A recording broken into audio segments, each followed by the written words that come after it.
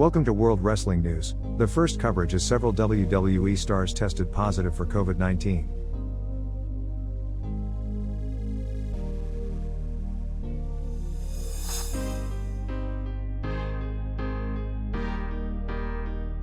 Although Drew McINtyre is the first WWE star to confirm that he has recently tested positive for COVID-19, he's not the only wrestler who has it. It was previously reported that the latest COVID-19 outbreak has affected all WWE brands, Raw, NXT and SmackDown. Ringside News reported on Monday night that there is a positive case of COVID-19 on the SmackDown side. Dave Meltzer talked about the positive COVID-19 cases during the latest edition of Wrestling Observer Radio.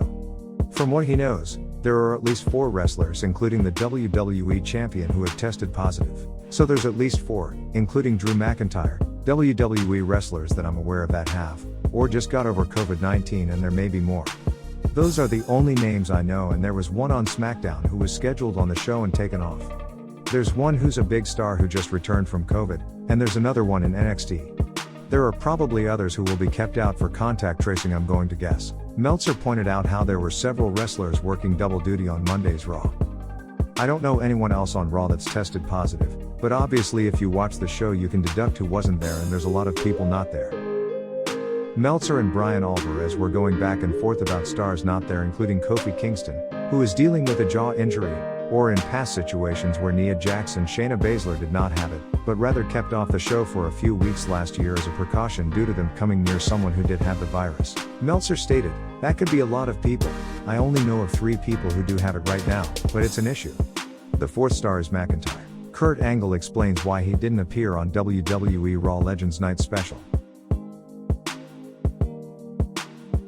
WWE advertised several former wrestlers for this past Monday's episode of Raw Legends Night, although some didn't appear.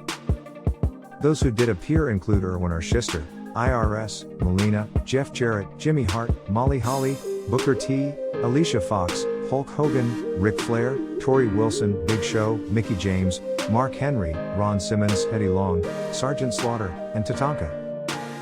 On the flip side, those who didn't were Beth Phoenix, Candice Michelle, Carlito, Eve Torres, Hillbilly Jim, Ivory, Jacqueline, Kurt Angle, and Michael P.S. Hayes. Angle did a Q&A session on his Facebook page, and during it, a fan asked him why he didn't appear.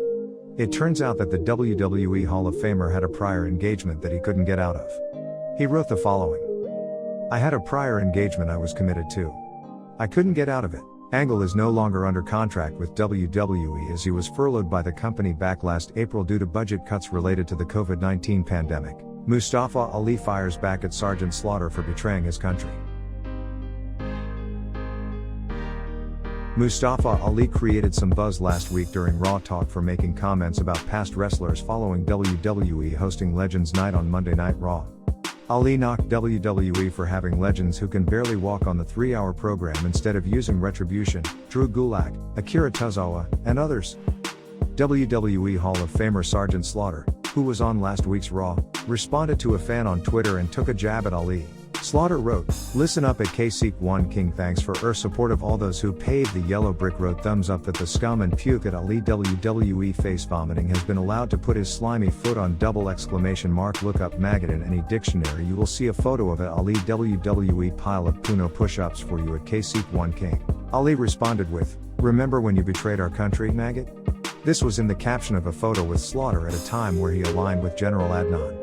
Slaughter was in a heel faction with Adnan and Colonel Mustafa, which was known as the Triangle of Terror. Renee Paquette says WWE made her take classes to get rid of her Canadian accent.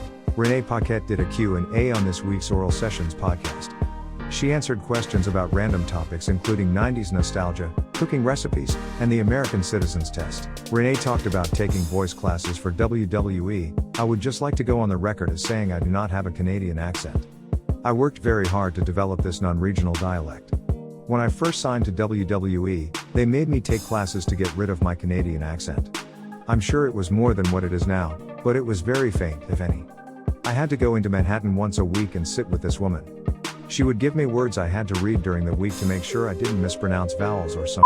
Renee was asked when she got interested in professional wrestling. "I guess I got interested in wrestling probably back in when I was in 4th grade. I was very much into wrestling at that point. It was Undertaker, Stone Cold, The Rock. I remember all my friends loving Kane. I went and saw a Monday Night Raw in Toronto. My dad is a concert promoter and he worked at all the arenas in Toronto, so I got to go and hang backstage. Meeting Mick Foley and China, I will always remember that so vividly, of meeting them, seeing them, and being enthralled with what they were doing. Then I took a bit of a hiatus. I played a lot of sports growing up, so I wasn't watching that much wrestling. Then it crept back up into my life in my early 20s, and here I am. Ryback has harsh words for Paul Heyman.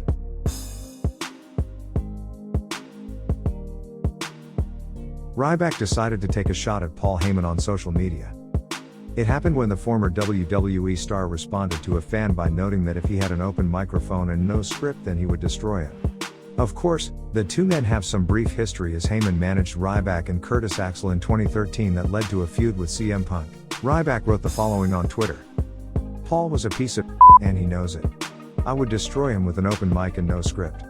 He has made a nice career for himself, though, latching on to talented wrestlers. Ryback is still in a legal battle with WWE over trademark rights to his name. On the flip side, Heyman is serving as the legal counsel of Roman Reigns on WWE television. Reigns will make his next title defense as WWE Universal Champion against Adam Pearce at the upcoming Royal Rumble pay-per-view event. Leave your comments down below. Don't forget to subscribe and follow me on social media.